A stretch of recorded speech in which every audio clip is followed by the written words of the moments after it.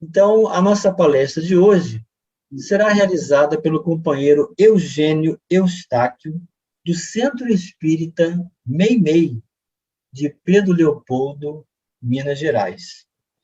Ele vai nos trazer o tema mediunidade gratuita, que está no Evangelho segundo o Espiritismo, capítulo 26, itens 7 a 10.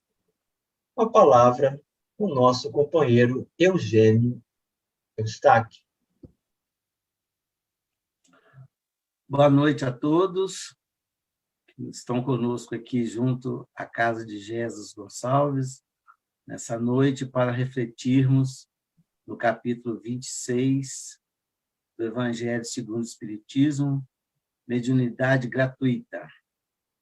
E a palavra, o termo mediunidade, o exercício da mediunidade, merece uma reflexão muito constante de todos nós, né, que trabalhamos, atuamos na Casa Espírita, como uma grande oportunidade, segundo os Espíritos nos esclarece, de trabalho e, acima de tudo, de muito aprendizado.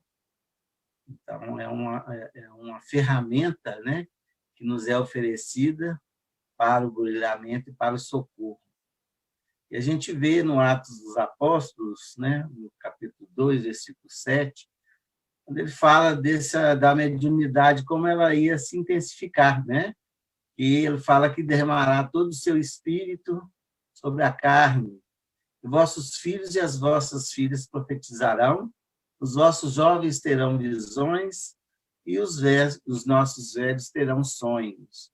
A maneira de nos indicar, né, a intensidade com que seria a nossa comunicação com o plano espiritual, né, e o entendimento que se passaria a ter do fenômeno mediúnico. Então, nessas propostas, a mediunidade há muito tempo é estudada, várias teorias, né, porque se encarava a mediunidade como sobrenatural ou um charlatanismo. Então, nós temos aqui muita teoria da mistificação, que tudo é resultado de uma habilidade mecânica, de truques, né? A gente vê no próprio surgimento do espiritismo, do estudo da mediunidade, era muito comum essa maneira de se ganhar a vida, né? Da ilusão, né, do ilusionismo, que nada é real, né? Que é somente a capacidade que se tem, a habilidade dos ilusionistas. A demoníaca, que até hoje é muito utilizada para classificar a mediunidade, né? Que tudo é obra de demônios, que é uma enganação, né, do mal, mesmo que esteja produzindo um bem. Então, é a questão da demoníaca. Da loucura, também muitos médiuns foram tratados, e ainda são, em menor escala, como perturbados mentais, né, quando estão sob essa influência. A do automatismo psicológico, que é uma exteriorização, né, do próprio, digamos, do próprio médium, que eles não tratam como médium, né, que se trata de um subconsciente em ação. São teorias pouco explicadas, né? E o animismo na doutrina espírita é tratado também, mas aqui não teria a comunicação dos espíritos, mas apenas o desdobramento da consciência daquele que produz fenômenos. A gente sabe perfeitamente que no animismo, na doutrina, a gente trata de uma forma diferente. E, enfim, o que Kardec trouxe, o estudo sobre a mediunidade, que os indivíduos denominados médios possuem uma aptidão especial para servir de intermediário entre dois planos. Então, aí é o que Kardec começa a nos orientar, né, no livro dos médiuns, através das suas experimentações e comprovações. Então, nós, da doutrina espírita, absorvemos, né, essa instrução do mestre de Lyon para os nossos estudos. E a própria doutrina espírita, né, ela vem na sua codificação através dessa bênção da mediunidade que esclarece o homem, auxilia a civilização em todos os tempos. Começa lá com os patriarcas, que eram os médiuns, os profetas, até que nós chegamos na atualidade com os médiuns que vêm trabalhando incansavelmente para a instrução da humanidade, sendo portadores das palavras do alto. Na mediunidade, a gente ouve muito, né, dizer que todos nós somos médiuns. Todo mundo é médium. Kardec, no livro dos médiuns, no item 159, ele coloca para a gente essa situação, mas dando um parecer um pouco mais adiante do que a gente imagina, né? Pode, pois, dizer-se que todos são mais ou menos médiuns, mais ou menos médiuns. Todavia, usualmente, aqueles que só se qualificam, aqueles em que a faculdade mediúnica se mostra bem caracterizada e traduz por efeitos patentes de certa intensidade, o que então depende de uma organização mais ou menos sensitiva. Ora, Kardec nos explica o seguinte: todos nós temos a percepção do mundo espiritual de alguma forma. É por isso que nós temos essa sensibilidade, que todo ser humano ele tende, em menor ou maior escala, dependendo da sua sensibilidade, do seu desenvolvimento espiritual, né? Da sua ligação, ele tem uma percepção. Mas agora, permitir que os espíritos se comuniquem de alguma forma através dele é o que torna médium. Então, aí já tem um preparo, né, digamos, reencarnatório, para que a máquina física pudesse reproduzir ou perceber e traduzir esses fenômenos mediúnicos. Isso é só para a gente se posicionar e situar na mediunidade, de uma forma geral. Bom, e aí a gente passa para as definições, né? Emmanuel nos fala o seguinte, que a mediunidade é força mental, talento criativo da alma, capacidade de comunicação e de interpretação do espírito. E médiuns possuem uma aptidão especial para servir de intermediário entre os dois planos. Então, que explica essa sensibilidade, que André Luiz ainda acrescenta que é uma sensibilidade nervosa, por ser uma força mental, e a mediunidade é esse talento que, quando posto em ação, né, servem de intermediário entre os dois planos, ou intérprete dos espíritos, ou tradutor desse plano, de um plano para o outro. Essa é a definição simples e clássica de mediunidade. E aí a gente vai para a natureza da mediunidade, que isso é muito importante, já que num contexto, né, a gente vê que todos temos a sensibilidade, aquele que realmente se classifica como médium tem essa sensibilidade em ação. Então, nós temos a mediunidade própria ou natural, que é essa mais comum a todos nós, de percepção do plano espiritual. A prova, o trabalho, acredito, onde a gente estagia mais no trabalho de socorro, né? Uma mediunidade onde a gente pode desenvolver-se em trabalhos edificantes, né? Que vem ser uma aquisição para o nosso espírito, para a nossa própria evolução. A de expiação é aquela mediunidade perturbada que pouco produz, mas muito sofre. E temos a de missão, né? O missionário, como foi um Chico Xavier, que teve outorgado essa missão. E outros mais que trabalham para o esclarecimento da humanidade. Então, essa é a natureza da mediunidade que nós vamos encontrar, né, nas nossas buscas. E a mediunidade ela tem uma finalidade. Muitas vezes a gente foge dela. Primeiro, a doutrina cristã se fundamenta na imortalidade da alma, o que é comum a todas as religiões cristãs, né? O católico, o protestante, todos os evangélicos, né? Acreditam nessa imortalidade, e nós também, né? E a finalidade da mediunidade ela comprova, porque muitos percebem a imortalidade através do fenômeno mediúnico. Receber ensinamento dos bons espíritos é um dos propósitos maiores da nossa reencarnação. Através dos ensinamentos que a gente recebe, devemos promover em nós a reforma íntima, o próprio desenvolvimento espiritual através das orientações que nós recebemos, né, que são as mancheias para todos nós. A mediunidade, nesse exercício, posso espiar erros do passado, ou seja, a nossa reforma íntima. A mediunidade pode ser uma ferramenta para a nossa reforma íntima. Olha que maravilha, né? Um instrumento de trabalho em nós, como eu disse no início. Com isso, eu posso realmente consertar, não diria, mas organizar alguns erros do passado e tecer, principalmente, o aprendizado para a gente não ser reincidente, né? E trabalhar em benefícios dos necessitados também. Então, por isso que a mediunidade ela favorece, né, a nós mesmos e aqueles a que se servem dela de alguma forma. Então, seriam essas finalidades da mediunidade. E muitas vezes a gente acha que seria só a última, né? Trabalhar em benefício dos necessitados, mas receber ensinamentos também é um dos pontos principais da mediunidade. E a iniciação mediúnica, né?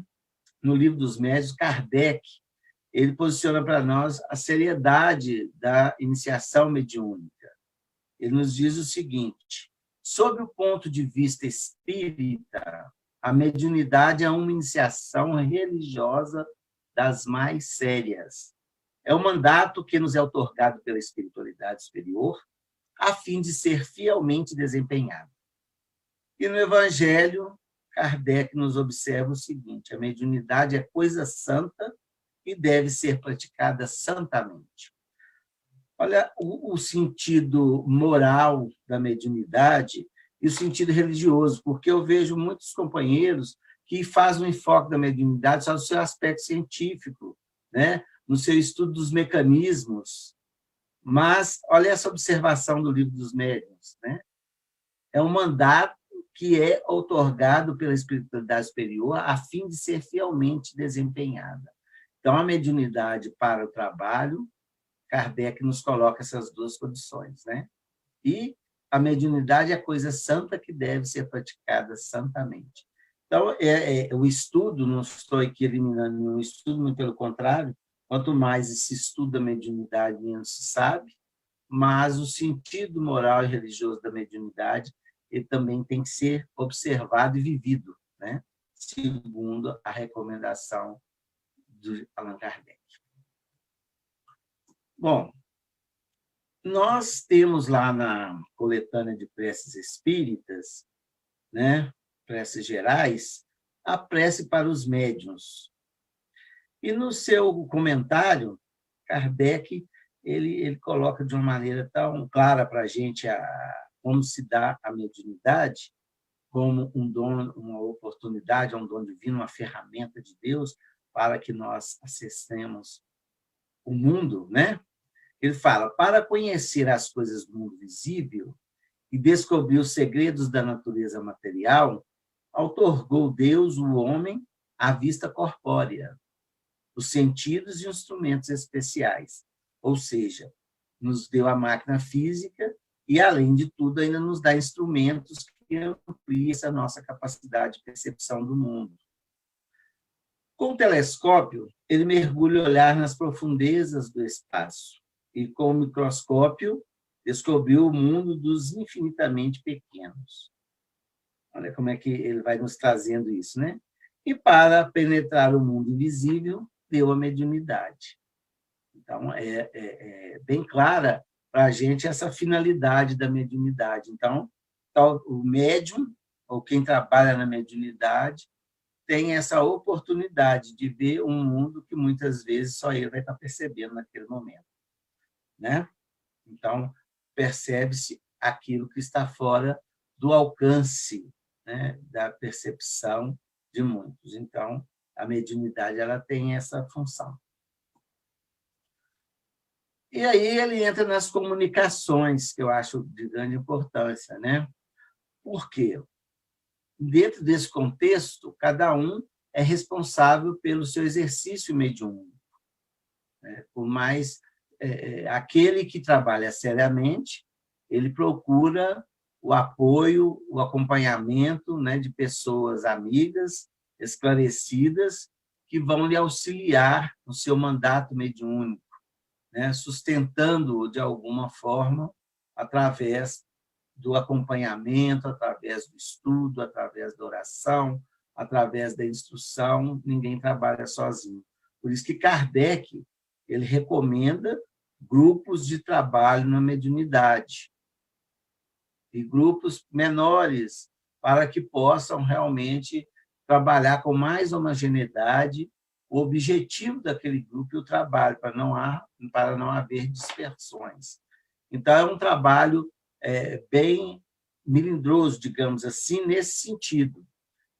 Conversávamos antes com Moisés e nós frequentamos o Grupo Espírita Meimei, o Centro Espírita Meimei, aqui em Pedro Leopoldo.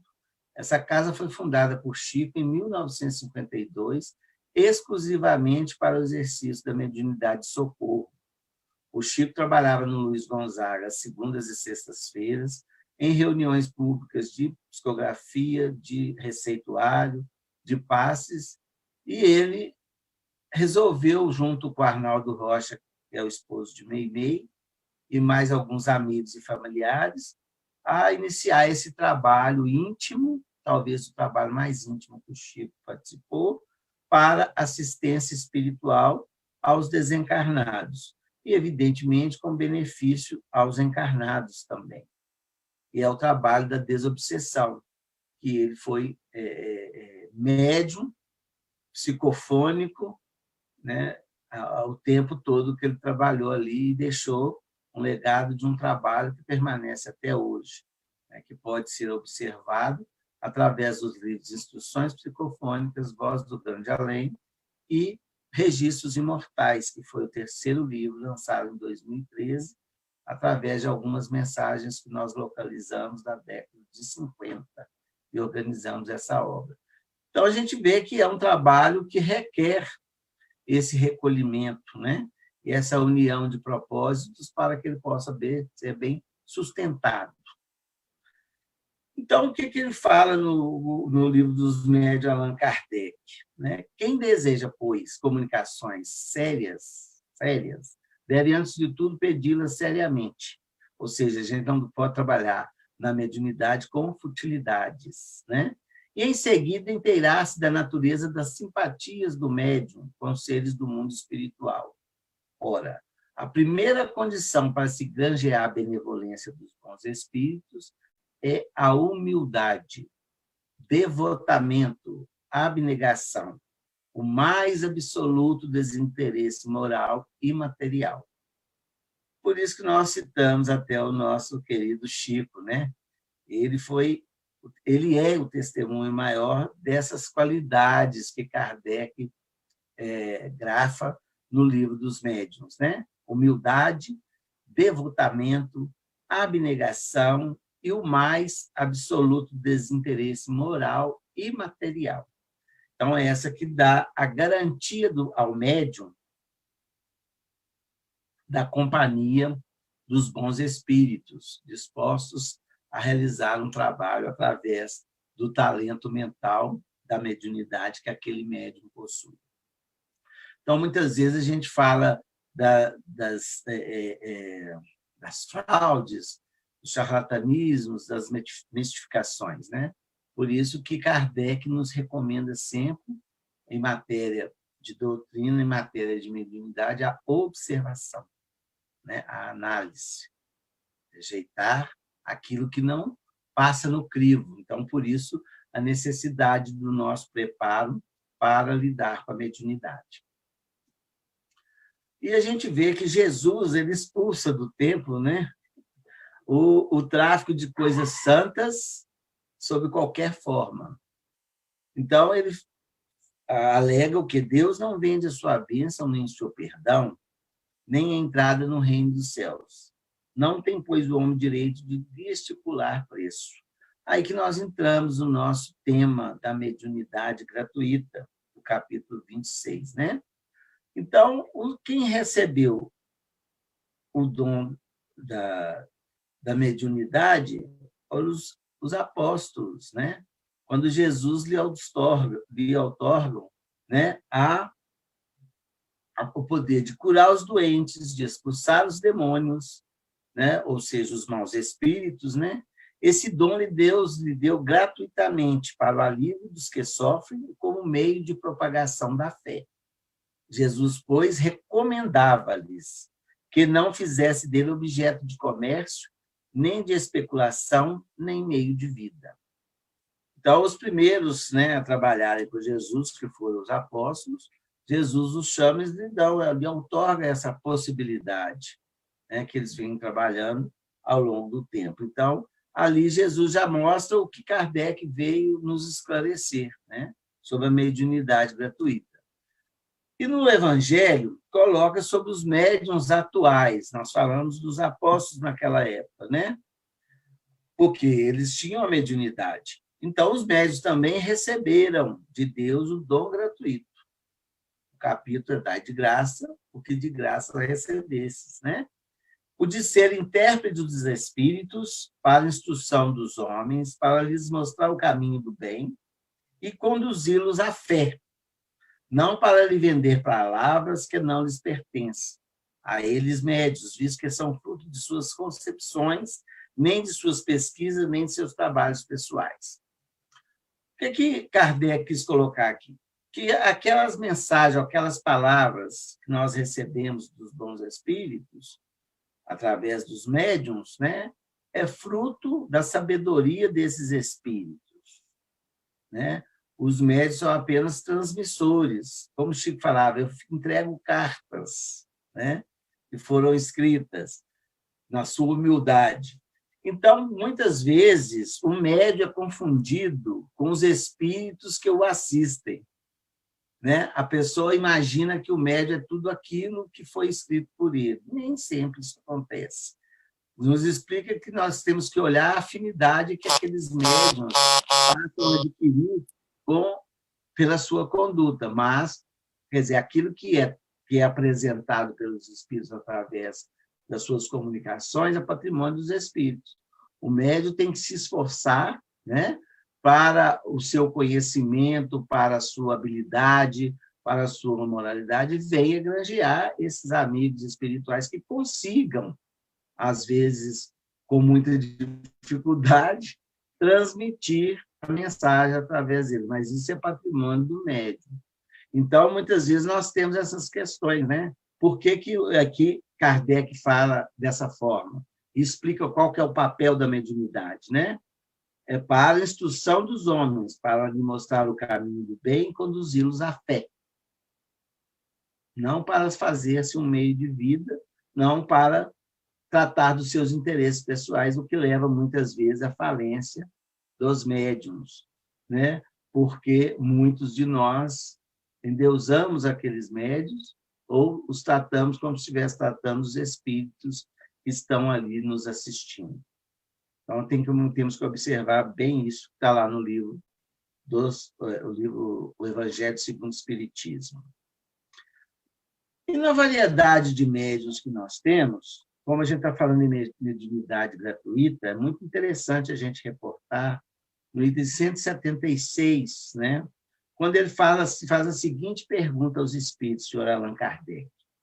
Entretanto, o médium é um intermediário entre os espíritos e os homens. Isso já é, né, esclarecido.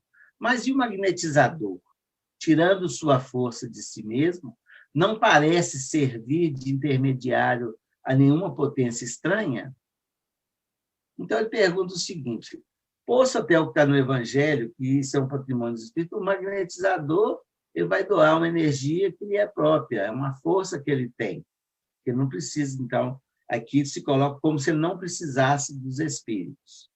Então, nós sabemos que os estudos de magnetismo começou individualmente, até a comprovação da cura, né, que se deu na França, e a partir daí, quando Kardec começa a estudar a doutrina espírita, ele até cita que não estudaria mais aprofundadamente, porque os estudos sobre magnetismo já haviam sido concluídos. Ele utilizou já dos estudos que haviam sido feitos anteriormente à própria codificação da doutrina, né?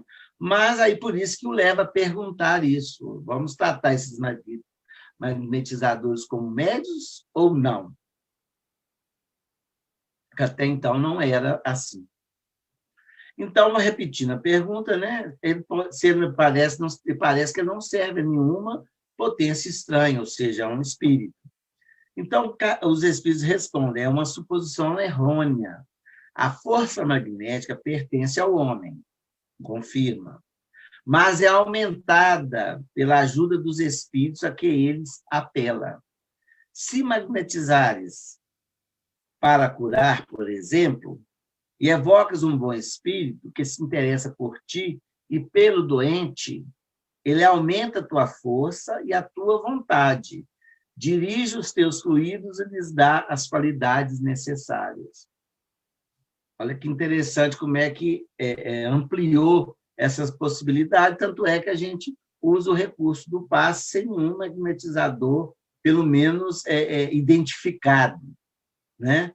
Mas aqui ele fala, se o magnetismo é uma força do homem que pode ser aplicada e direcionada para um tratamento de curas ou de alívio, né? Um tratamento de recuperação, enfim, como foram as experiências dos magnetizadores. Mas, quando nós chegamos ao conhecimento da intervenção dos espíritos, olha o que eles explicam. Se nós tivermos essa vontade de auxiliar e se apelarmos pelos espíritos superiores que interessam por nós ou pelo paciente, aquela força ela é aumentada, né? E acrescentada os fluidos magnéticos, os fluidos espirituais daqueles espíritos que estão ali nos assistindo, transformando quimicamente, digamos, aquela energia, aquela força, nas qualidades necessárias ao tratamento, à cura, ao alívio daquele paciente. Então, essa presença espiritual amplia as possibilidades do trabalho do magnetismo. Então, continua tendo essa força maior.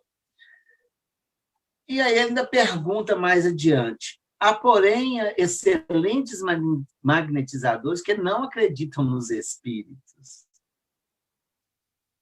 Olha a pergunta que Kardec faz, né? Tá, tudo bem, eu concordo com isso, se evocar os espíritos, ou chamar aqueles espíritos que interessam, ou igual hoje nós já temos os trabalhos de assistência magnética nas casas espíritas, né? Aqueles espíritos já estão ali, como diz André Luiz, com todas as qualidades necessárias para suprir até as nossas, né? E a fazer aquele atendimento fluídico, espiritual e magnético durante o trabalho. Então, ele fala, naquela época, Kardec, seus estudos, excelentes magnetizadores que não acreditavam na existência dos espíritos. Então, a resposta é bem clara. Pensas, então, que os espíritos só agem sobre os que creem neles? Os que magnetizam para o bem são auxiliados pelos espíritos bons. Da mesma maneira que, pelo desejo do mal e pelas más intenções, chamará os maus. O magnetizador que acreditasse na intervenção dos espíritos agiria com maior eficiência? A seguinte, faria coisas que seriam consideradas milagres.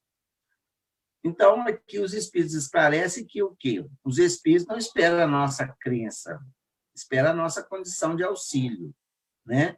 Então, mesmo a pessoa que não acredita que os espíritos possam interferir, se tiver um trabalho do bem, para eles pouco importam. Se creem ou não, eles estarão presentes, estarão ajudando, desde que aquela pessoa, aquele magnetizador, né, ele tenha realmente as intenções bem claras e boas no bem. Como também aquele que se voltar para o mal terá a ação presente dos espíritos ligados na mesma faixa, que vão intensificar aquelas energias. Né? Está lá no Livro dos Médiuns. Agora, Kardec fala, se esses excelentes magnetizadores acreditassem realmente nessa possibilidade e abrisse espaço à sintonia, né, para os bons espíritos, fariam coisas que seriam consideradas milagres. Então, muitas coisas que são consideradas milagres podem, às vezes, ser a ação magnética, né, dos espíritos em favor daqueles que necessitam. Então, está bem claro aí para a gente essa possibilidade da mediunidade e ação, como um dom, né, que cada um recebe de acordo com a sua necessidade de trabalho para o seu exercício. E nós vamos ver como se trabalha isso quando Pedro e João vão a um templo e está aquele paralítico, aquele coxo, que ficava na porta do templo recolhendo as migalhas, né? Quando eles entram, o que eles falam? Não tenho prata nem ouro, mas o que tem, isso te dou. Em nome de Jesus, né? Ele levanta aquele caído para nos dar a exemplificação do que pode essa ação, né, magnética ou essa ação em favor do outro, né, a atuação da mediunidade. Então, o Evangelho nos fala, por isso que o Evangelho nos esclarece, dai de graça, porque de graça receber, lá no seu capítulo 26, né? Então, os espíritos levarão em conta o devotamento e os sacrifícios, ao passo que se afastam do que esperam fazer deles uma escada para subir. Por que é colocado isso? Porque muitas vezes a gente até é questionado sobre isso. De alguns casos de pessoas com mediunidade consideradas prodigiosas, mediunidades que grandes serviços, né, prestaram e atuaram, e depois essa mediunidade ela se transforma, ela não tem os mesmos resultados e entra até para a questão das outras teorias que a mediunidade oferece, como eu falei, da mistificação, charlatanismo, enfim, que já não cumpre mais o seu papel. Então, o médium passa a viver da fama que adquiriu. Isso é um perigo, porque se chega a um ponto que o médium não atende os requisitos mínimos que a espiritualidade necessita ou espera de nós para o exercício da mediunidade, eles se afastam, porque já não conseguem ou não vão endossar um trabalho, né, suspeito, um trabalho ineficiente.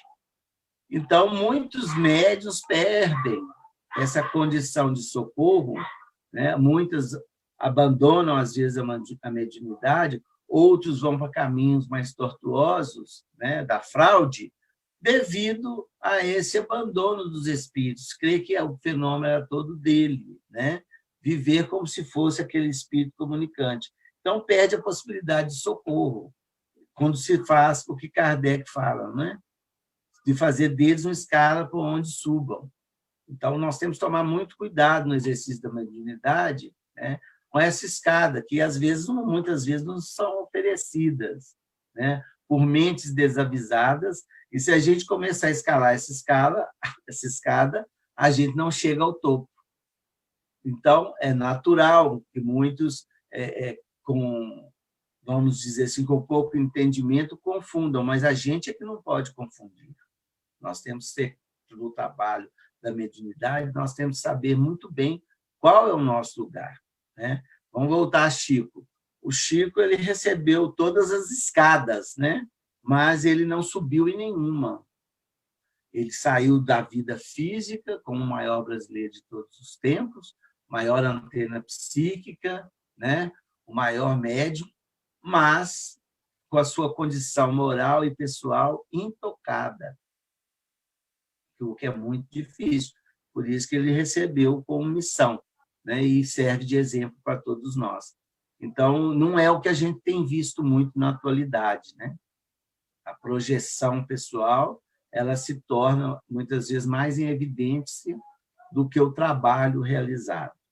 Então, a gente tem que tomar muito cuidado, porque diz que Kardec, ele ocupa, no capítulo 26, né, a questão do trato da mediunidade, repetindo, como ele disse, né, mediunidade é coisa santa e deve ser praticada santamente, religiosamente, para que a gente não perca essas possibilidades, porque a mediunidade ela existe, mas a companhia espiritual é de acordo com a minha sintonia. Então, eu posso ter uma mediunidade, um canal mediúnico muito bem, vamos dizer, uma antena muito bem exposta, mas quem eu estarei atraindo para o exercício da mediunidade, né?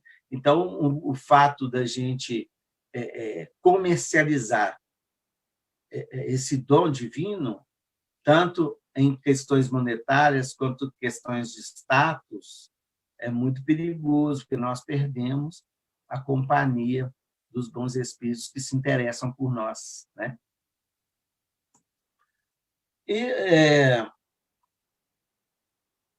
nós citamos Chico Xavier. Eu gostaria de trazer uma mensagem aqui, que é de 1935. Chico Xavier foi submetido a uma reportagem investigativa aqui pelo senhor Clementino de Alencar, um jornalista do jornal o Globo, da cidade do Rio de Janeiro, que depois da repercussão do Parnaso de Além-Túmulo, foi designado a vir a Pedro Leopoldo conhecer o então médium Chico Xavier. E o Chico Xavier ficou por 3 meses capa do jornal o Globo, que era o meio de comunicação, né, que existia em 1935, anterior à televisão, à internet, ao Zap, a Facebook, a tudo. Então, o Humberto de Campos, então, escrevendo pelas mãos do Chico, ele fala do trabalho do Chico, e essa mensagem foi publicada no livro Notáveis Reportagens com Chico Xavier, de Clementino de Alencar. E Humberto de Campos, então, animou a escrever uma carta à sua mãe, que o trecho é o seguinte, falando de Chico atuando na sua mediunidade. A mão que me serve de porta-caneta é a mão cansada de um homem paupérrimo que trabalhou o dia inteiro buscando o pão amargo e cotidiano dos que lutam e sofrem, onde a pobreza se esconde exausta e desalentada. Eu te escrevo sem insônias e sem fadigas, para contar-te que ainda estou vivendo para amar e querer a mais nobre das mães. Olha que bilhete bonito, né? Então, aqui ele fez questão de mostrar para a mãe dele quem era o médium que escrevia aquela carta para ele, né? E mostra a condição de médium de Chico. Não teve favores, né? Era um homem comum no mundo, trabalhando nas suas lutas do dia a dia, do cansaço do dia a dia, né? Com todo, digamos, eu não vou falar sofrimentos, né? Mas todas as vicissitudes que um homem encarnado na Terra passa. Não tinha privilégios nenhum, não tinha destaque nenhum. E aí começa a trajetória do Chico. Isso aqui foi escrito quando ele tinha 25 anos de idade. E o Chico, depois do Parnaso, ele esperava um escrito da sua mãe, a Maria João de Deus, que vem no livro Cartas de uma Morta. E quando ela despede, depois que ela escreve esse livro, em um dos capítulos dele, intitulado A Mensagem, Um Adeus, ela conversando com o Chico como uma mãe, né, ditando aquelas palavras para ele como mãe, orientando-o, né, na sua jornada mediúnica, né? Chico contava com menos de 30 anos. Então, ela falou, no exercício da mediunidade, ela traz os conselhos para ele, que eu transmito esses conselhos para mim mesmo e para os demais que estão conosco, que estão no exercício ou que vão ao exercício da mediunidade.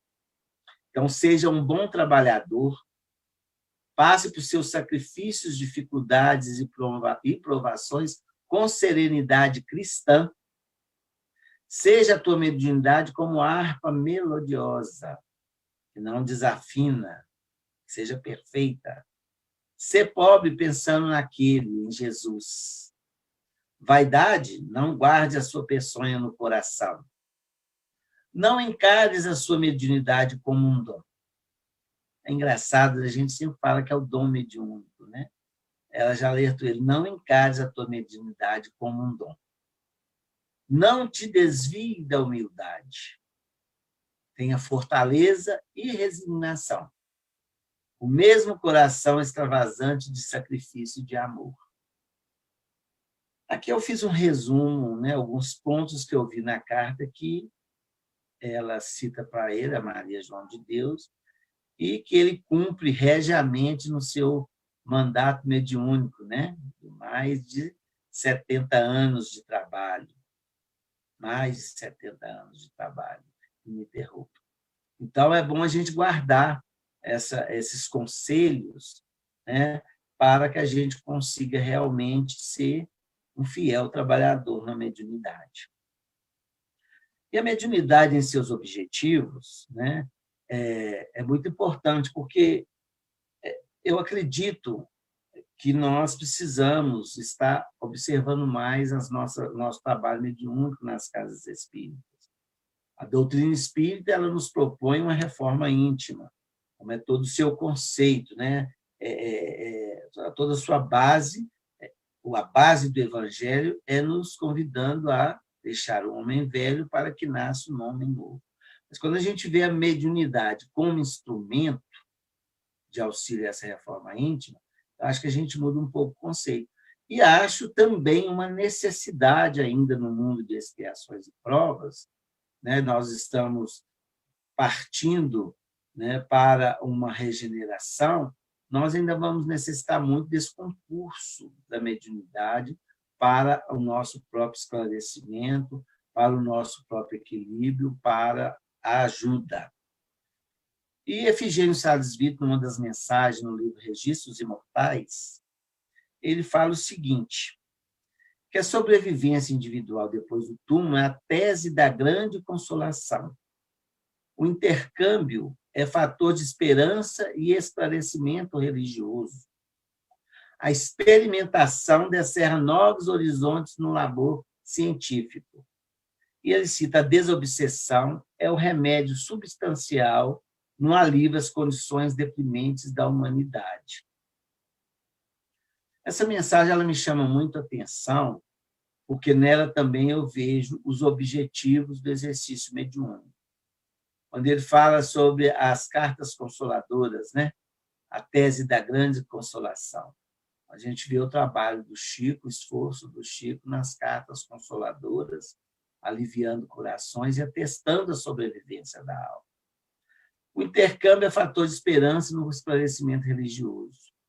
A obra do benfeitor Emmanuel é toda para nos auxiliar nesse esclarecimento, né, do Evangelho de Jesus, nas propostas que a Boa Nova nos apresenta para essa nossa promoção espiritual. Os horizontes do labor científico não faltou na obra de Chico, que é a obra de André Luiz, que a ciência vem comprovando coisas que foram escritas na década de 40, 50, agora, 60 anos depois. Então, o trabalho é muito intenso, né? Porque a ciência, sendo a doutrina espírita ciência, filosofia e religião, está cumprindo seu papel. E a desobsessão ela entra aí como um auxílio, né? Um remédio substancial para o alívio às condições deprimentes da humanidade. E eu diria que os trabalhos da desobsessão, como nós já citamos, o Chico abre um trabalho exclusivamente para esse atendimento devido à importância que ele dava a esse socorro. É um trabalho de caridade. E, quando fala aqui o remédio substancial da humanidade, é tanto a humanidade encarnada e desencarnada, que nós ainda desencarnamos ainda com muitas ilusões, com muitos sofrimentos, com muitos ódios, as características, né, que se apresentam ainda no mundo de expiação e prova. Nós estamos em evolução. Então, esse trabalho da desobsessão, nós temos que atuar mais nas casas espíritas, com o estudo da mediunidade, né, com a experimentação. Kardec fala que não há outra maneira de encaminhar o trabalho da mediunidade, não ser através da experimentação, para que possamos realmente ajudar o planeta, esse mundo de expiações e provas, através da oportunidade que nós temos como médiuns. Bom, meus amigos, nós estamos caminhando para o final, né? E eu queria citar uma outra mensagem, que chama Mediunidade e Espiritismo, do senhor Barros de Fournier, que é um cidadão também que fundou várias instituições aí no Rio de Janeiro, que ele, no centenário do Espiritismo, ele ocupou a mão de Francisco Cândido Xavier em 4 mensagens comemorativas ao centenário, nas reuniões mediúnicas do Chico Xavier, no grupo Meimei, que está editada, né, no livro, publicada, desculpe, no livro Registros Imortais. E ele é bem taxativo, quando ele nos dá um alerta. Isso é mensagem da década de 50. Olha como nós estamos um pouco atrasados, né? É imprescindível acordar os companheiros da mediunidade para a obra do bem incondicional, a fim de que não estejamos imobilizando a ação dos instrutores do alto, abnegados e vigilantes na renúncia e na caridade em benefício do mundo. Essa mensagem nos esclarece o seguinte, que os espíritos superiores estão à disposição para o auxílio e socorro à humanidade ainda carente. Mas o nosso descaso, a nossa, digamos, a nossa falta de dedicação ou de interesse no trabalho mediúnico pode estar imobilizando a ação dos instrutores. Então, ele mostra para a gente que muito tem a fazer, né? No socorro e na presença junto à humanidade. Então, os espíritos superiores estão aí presentes, querendo realmente encontrar os instrumentos que lhes sirvam para o trabalho de socorro e alívio à humanidade. Então, é isso que nós tínhamos que dizer, que possamos, né, dentro do campo de ação que nos for possível, como médios naturais ou médios de trabalho, estarmos aptos a auxiliar e aprender, principalmente, o que os espíritos têm a nos orientar. E sejamos solidários, né? E auxiliemos a sempre que pudermos, através dessa ferramenta, que é a mediunidade, para esse trabalho, tanto nosso quanto de ajuda ao próximo. Rogando a Jesus que nos abençoe, hoje e sempre.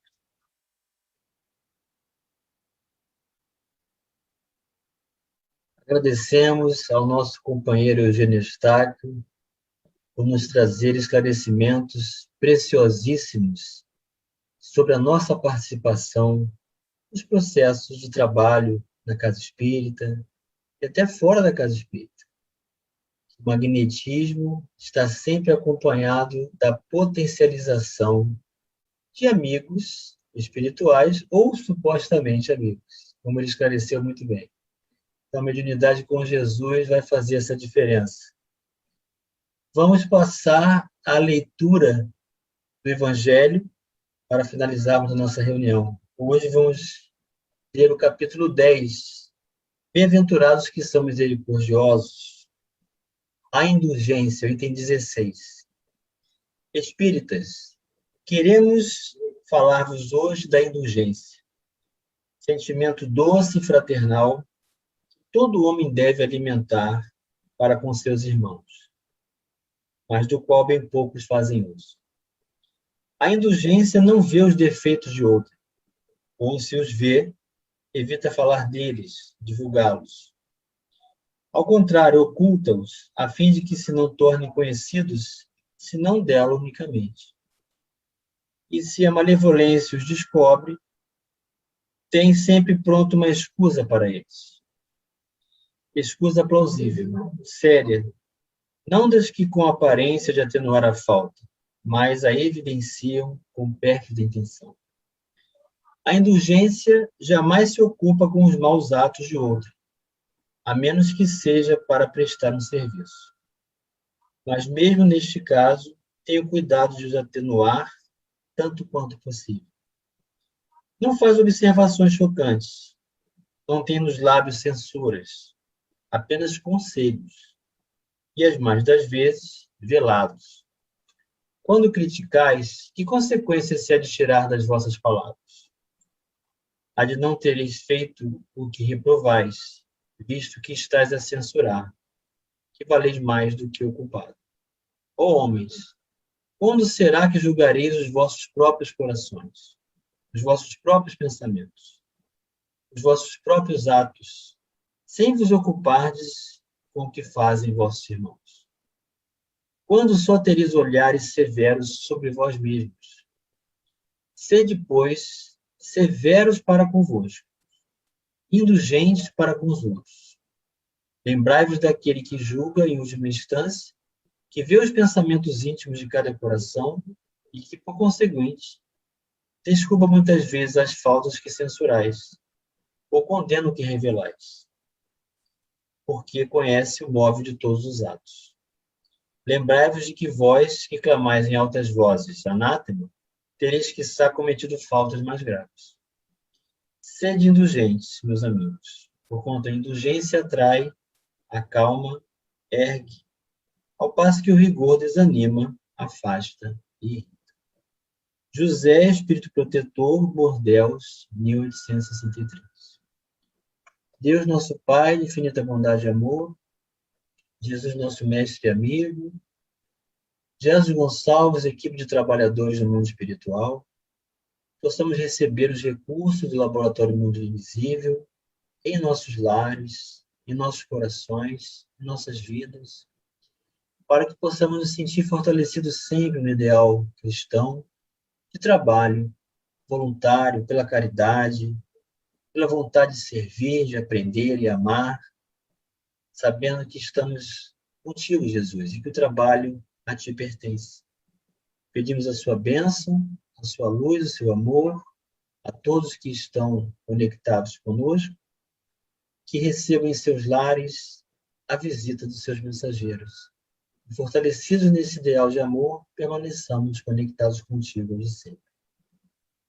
Grande abraço, muita luz, muita paz a todos e até a próxima reunião. Chico, Chico, Chico, Chico Xavier. Chico, Chico, Chico, homem de fé. Chico, Chico, Chico, Chico Xavier.